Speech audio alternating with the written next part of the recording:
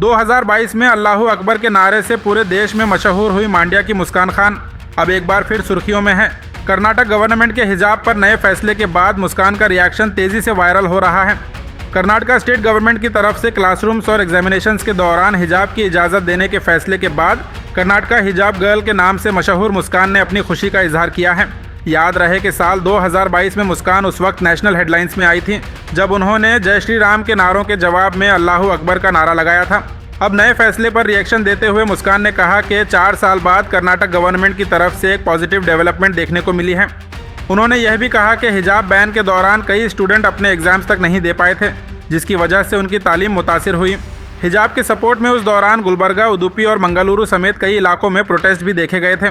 मुस्कान ने अपने video message में कहा कि हमारे राइट्स वापस मिले हैं और सियासत को स्टूडेंट्स की ज़िंदगी और एजुकेशन से दूर रखना चाहिए। मुस्कान ने कर्नाटक गवर्नमेंट और कर्नाटक असेंबली स्पीकर यूटी खादर का भी शुक्रिया अदा किया, जिन्होंने एजुकेशनल इंस्टीट्यूशंस में हिजाब की परमिशन को सपोर्ट किया। मुस्कान ने आगे क्या कहा, जानने के लिए वीडियो एंड तक देखें।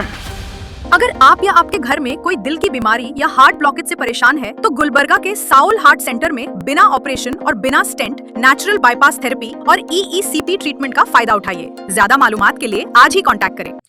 हम सबको खुशखबरी है, कर्नाटका की गवर्नमेंट से 4 साल के बाद हमें इजाजत मिली। अस्सलाम वालेकुम रहमतुल्लाहि बरकातहू। मैं हूं मुस्कान खान, हिजाब गर्ल कर्नाटका से। और आप सबको याद होगा 2022 में जब हिजाब की कंट्रोवर्सी हुई तब हिजाब को बैन कर दिया गया था और उसकी वजह से बहुत सारी लड़कियां एग्जाम्स नहीं दे पाई। तो उस वक्त सिर्फ मैं ही नहीं, बहुत सारी लड़कियां उडुपी, मंगलूर से अपने हिजाब के लिए खड़ी हुई, अपने हिजाब के लिए प्रोटेस्ट किया और अपने हिजाब के लिए फाइट किए। तो अल्हम्दुलिल्लाह आज कर्नाटका की गवर्नमेंट ने एक ऑफिशियली ऑर्डर पास किया है, जो है कि जो भी लड़की हिजाब पहनना चाहती है वो हिजाब पहनकर आराम से कॉलेज में जा सकती है और एग्जाम को अटेंड कर सकती है।